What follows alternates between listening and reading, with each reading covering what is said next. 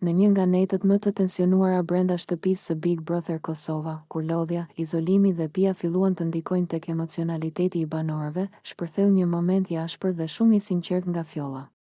Ishte një prej atyre momenteve që nuk mund të kalojnë pa u vënë re nga të gjithë, sepse fjalët e saj nuk ishin vetëm një reagim i çastit, por një shpërthim i grumbulluar i frustrimeve dhe pakënaqësive që kishin mbetur të pazbuluara. Me një ton të ngritur dhe të mbushur me nervozizëm, Fjolla ju drejtua banorëve, duke i përshkruar në mënyrën më të ashpër që mund të imagjinoj: jeni bërë plera. Jeni një tufë me mi. Jeni kopë delesh. Ju vetëm beni mbeje.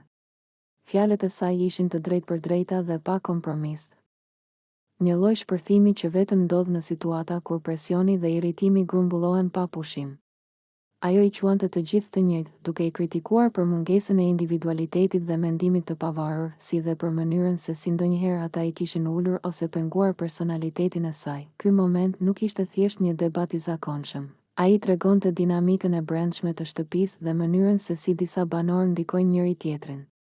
Fjolla, duke përdorur metafora të forta dhe humor të hidhur, nxori në pa ndjenjën e izolimit brenda grupit dhe pakënaqësinë që kishte akumuluar nga mënyra se si ata reaguan ndaj saj dhe ndaj ideve të saj.